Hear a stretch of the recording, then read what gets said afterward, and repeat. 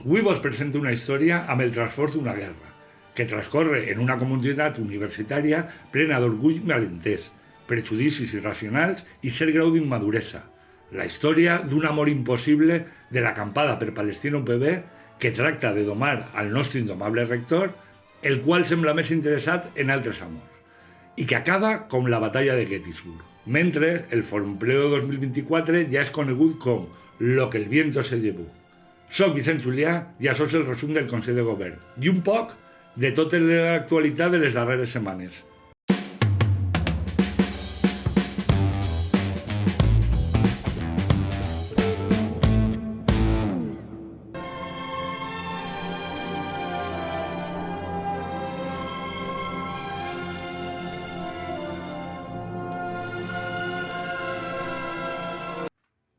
Si no diferencies entre el govern d'Israel, el poble d'Israel i les persones que professen el judaïsme, o entre Hamas, el poble palestí i les persones que professen l'islamisme, o consideres que el que diu la Torà no és ull per ull i dent per dent, sinó ull que te rebenta la dentadura, et recomane que et votes aquests capítols i els dos següents, i així evites cabrejar-te amb mi. Avisat estàs. En la batalla més llarga i dura i de vegades descontrolada del Consell de Govern, la universitat va aprovar un comunicat sobre la massacre que està patint el poble palestí. En breu estarà publicat el debat al web de la Secretaria General i et recomane que el vegis. És molt més entretingut que la merda que te tragues en les plataformes de streaming. I a més, així veus de quin peu coixegem cadascú dels representants que després et demanem que els votes. Però anem per parts. Aquest text arriba al Consell de Govern per iniciativa de la delegació d'estudiants. És el text que s'havia negociat amb l'acampada abans de que decidiren mudar-se de lloc, com vos contaré en el punt següent. El text es va analitzar en la comissió permanent del Consell de Govern que, cite textualment, el va considerar positivament com un bon per a continuar les negociacions amb l'acampada. Però com les negociacions se'n van anar un poquet a la merda, el text va seguir el camí del Guadiana, desapareixent de la convocatòria original del Consell de Govern i reapareixent pocs dies després. I això ens du al debat, que aquesta vegada no va passar directament a la votació després de la presentació com és habitual, tot i que hi ha gent que no estiga d'acord i que anuncia el seu vot en contra. En aquesta ocasió el rector va decidir entrar a esmenar el text en vivo i en directo, encetant allò que al meu poble es coneix com un desmerve. Va preguntar el per què d'aquesta forma inusual d'abordar el punt, perquè jo creia que era perquè encara que totes les conselleres i tots els consellers som iguals, alguns són més iguals que altres, i no importa el mateix el meu vot en contra que el d'una altra persona. Però el secretari general em va aclarir que és perquè no havia sigut aprovat per ninguna comissió. Del debat de 50 minuts, una paraula va ser modificada, pronunciament per comunicació, i una altra va desaparèixer, políticament. La major polèmica va produir-se perquè el pronunciament qualificava com indiscriminats els atacs del govern d'Israel a la població palestina. Alguns com jo volien mantenir el qualificatiu, altres el consideraven un judici de valor i una falta d'equidistància que una universitat de prestigi no podria fer. Altres, tratant de desatascar, proposaven que es l'agarràrem amb paper de fumar. I el grup més nombrós patia en silenci i estupefacció tot allò que estava passant. A la fi, el text es va aprovar amb només un vot en contra i una abstenció. Segurament el mateix resultat que haguera obtès si s'haguera votat directament el text original. Almenys van ser els primers 50 minuts de debat de deberes als quals jo he assistit des de que forme part del Consell de Govern.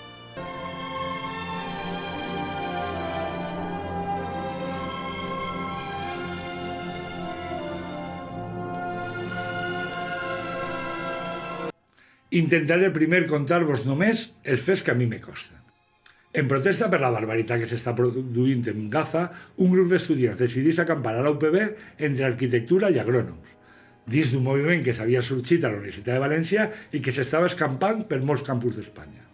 Les principals reivindicacions de l'acampada són que la UPB executi els compromisos adquirits al sumar-se al comunicat de la CRUE i que trenqui relacions amb una vintena d'empreses, que ells consideren que fan negoci amb la massacre, i no permetre que aquestes empreses participen en el foro d'ocupació.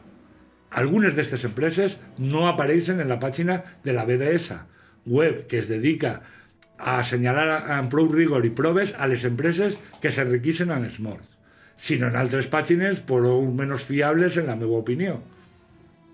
La negociació comença i després d'uns dies de tranquil·litat apareixen unes pintades en alguns edificis en les quals s'acusa a la UPB de subvencionar un genocidi. No en consta cap prova de que els responsables formen part de l'acampada, més enllà de lo que cadascú pugui semblar-li evident. El dia d'abans del fòrum s'arriba a un text consensuat, aquell dels que vos he parlat en el capítol anterior. La permanent del Consell de Govern acorda elevar el text al ple i li transmet a l'acampada demanant-li que alci el campament. L'acampada no li sembla prou garantia i com no estaven acampats sobre la terra roja de Tara ni no són Scarlett O'Hara, doncs van decidir mudar-se al recinte del fòrum augmentant la pressió. Aquesta nova ubicació està en una àrea d'evacuació general, com també ho estan la majoria de les casetes instal·lades per al fòrum. El rector es comunica amb la portaveu de l'acampada i li diu que ell està a tope amb el text i que va fer tot el possible perquè s'aprove, però es troba amb un «jo no te creo» i li demanen garanties per escrit. Els guàrdies de seguretat intenten desplaçar les tendes de la nova ubicació i els membres de l'acampada seuen sobre les tendes per evitar-lo. Arriben 8 furgons de la policia, però no es produeix cap enfrontament que estiga documentat. Sobre les 11 de la nit, la UPB emet un comunicat cancel·lant el fòrum en considerar compromesa la seguretat de la comunitat universitària. Des de primera hora del dia 29, algunes persones intenten mediar perquè el fòrum es puga celebrar. Tot i que l'acampada diu estar disposada a traslladar-se, la desconfiança mútua ha arribat a un punt de no retorn i cap de les parts fa res per alleujar aquesta tensió. Sobre les 11 del matí, el cap del Servei de Prevenció emet un informe que diu que la zona ocupada por el asentamiento no autorizado en el campus de Vera pone en riesgo la seguridad y la salud del personal de la UPV al estar ocupando un área de evacuación general conforme a lo establecido en el Plan Director de Autoprotección de la UPV. A continuación, el rector dona una roda de premsa al final de la qual és increpat i insultat per un grup. Després, l'acampada dona una roda de premsa que és contraprogramada per una concentració espontània a la qual algunes persones se senten obligades a assistir, de suport a estudiants i empreses, i en la qual la mitjana d'edat s'acosta més a un viatge d'inserso que a una aula d'universitat. A migdia, l'assemblea de l'acampada acorda que lamenta la no celebració del fòrum i el perjudici que això ha pogut provocar als seus companys i companyes, i que mai ha estat un objectiu la suspensió del fòrum. Poc després, un grup que forma part d'aquesta assemblea publica en xarxes que han aconseguit el seu objectiu de suspendre el fòrum. I després, el silenci. Fins al dissabte 1 de juny, quan l'acampada anuncia que alça el seu campament. Com això s'està fent tan llarg com la pel·li, així faré un intermedi i a Déu ficaré per testimoni de que mai més faré un punt tan llarg.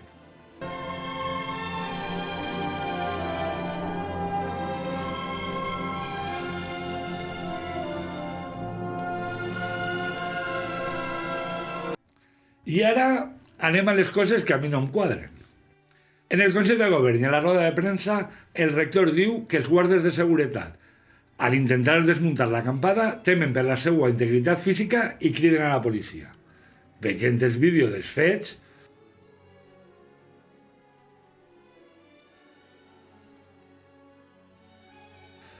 el seu temor era que se li sentaren damunt d'un Juanete. Els guàrdies de seguretat criden a la policia sense parlar abans en cap responsable de la UPB? Què li diuen a la policia per a que aquesta envie 8 furgons com si d'un Barça Madrid se tratara? El rector també diu que la seguretat estava compromesa perquè l'acampada taponava algunes possibles vies d'evacuació. L'informe de seguretat així ho indica, però d'una forma molt parca, tant que consideren que les pròpies casetes del fòrum i inclús les paelles del 14 de juny ocupaven la mateixa àrea d'evacuació general, l'informe serveix per a totes les activitats que ocupen aquesta àrea? I continuant tant l'informe, com el rector sabia a les 11 de la nit allò que anava a dir l'informe a les 11 del matí del dia següent. Altra cosa que em crida l'atenció és que el rector siga tan precavit per a dir-li genocidi a la massacre. Pues esto que se llama genocidio, que yo no he dicho que lo sea, esto lo tendrán que juzgar los tribunales competentes para ello. Però no ho siga per insinuar que les pintades les han fet persones de l'acampada no tenint proves o per a dir que estaven dirigides des de fora perquè van consultar per telèfon si tenien obligació d'identificar-se quan li ho van requerir, o per a dir que la majoria no eren estudiants de la UPB, sí, segons les seues pròpies paraules, només havien identificat a 11 persones que sí que ho eren. A més, la universitat parla d'accions violentes, vandalisme i agressions al patrimoni per a referir-se únicament a 11 pintades. Tant de qualificatiu no és exagerat. I aquesta pintada en concret no es referirà a l'estructura de fusta en la qual es carrega material per al seu transport? Seguim en les pintades. Acte reprovable. Per què l'autor o l'autora diu que la UPB patrocina un genocidi? Què fiquem diners? No voldrà dir que la UPB està subvencionada per empreses que són còmplices d'un genocidi? Era massa llarga esta frase per a ficar-la en una pintada o anem justes de competències transversals? Tampoc entenc per què l'acampada no li val la paraula del rector quan el crida, perquè si no te val la paraula d'algú, per a què estàs negociant amb ell? I per últim, tampoc entenc per què l'acampada no desmenteix en cap moment aquest titular si la seva assemblea s'havia pronunciat de forma contrària. El rector, segons va explicar, va inferir que anava a haver una escalada de violència, de la qual jo no he vist cap indici, i va decidir suspendre el fòrum. És cert que ell és el responsable de la seguretat de l'esdeveniment i qualsevol incidència haguera caigut sobre els seus muscles. A mi no m'haguera agradat estar en la seva pell per a prendre la decisió, però ell havia de fer-ho i va optar per la prudència. A partir d'ací, cadascú tindrà la nostra opinió, però mirar els bous des de la barrera sempre és més fàcil.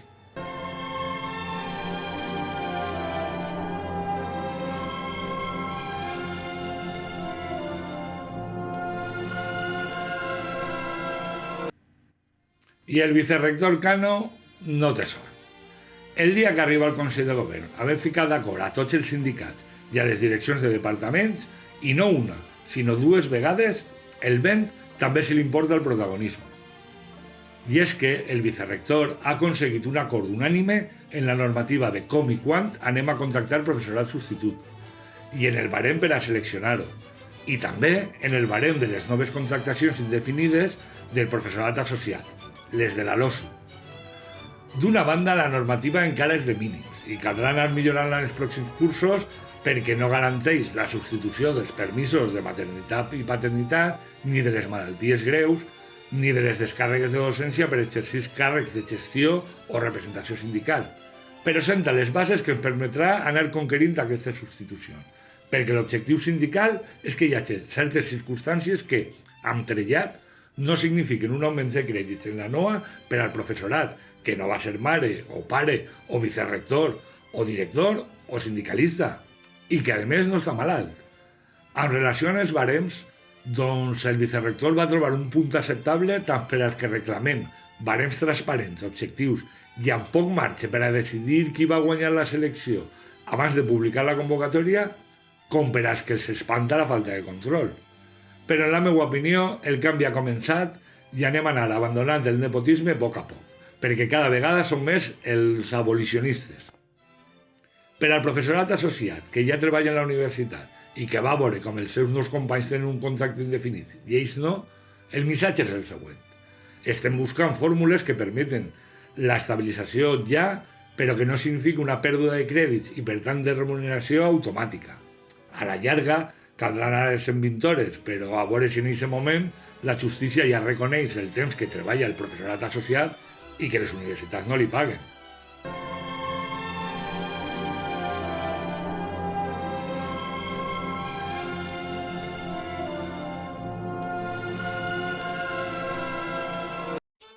Mentre la premsa publicava que la UPB havia patit un ciberatac, en el Consell de Govern aprovaren diversos punts relacionats amb la política i l'ús de les tecnologies d'informació i comunicació.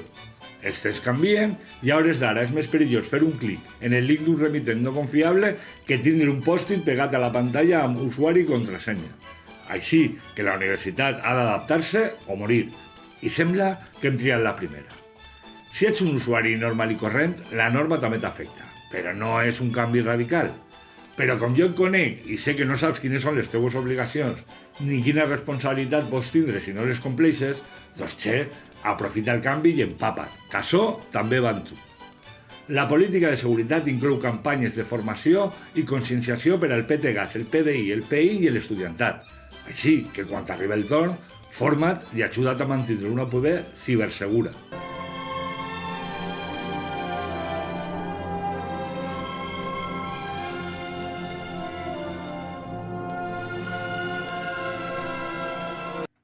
La sessió que es va desenvolupar ràpida, excepte en els punts relacionats amb Palestina, va incloure l'adhesió al Club de la Innovació del nostre país i al manifest de l'Aliança del Moviment Sense Tabac. També es va aprovar, crec, perquè jo em vaig tindre que absentar per una evident causa d'abstenció en el procediment, la resolució del recurs de reposició contra el programa Més Cantera, que jo mateix havia interposat. I que no vos puc dir en quin sentit s'ha resolt perquè encara no m'han notificat i jo quan m'estenc. Renovarem a 3 companys la distinció d'honor, que anaven a ser 4, però un va ser retirat durant la sessió perquè no s'havien complit tots els tràmits. El mateix que li va passar a la modificació de la normativa de progrés i permanència i que pocs dies abans l'havia passat també als descomptes del títol propi MBA. Jo estava patint per si es quedaven sense punts. Modificarem i aprovarem uns quants títols i incloguerem l'àmbit de coneixement als nostres màsters universitaris.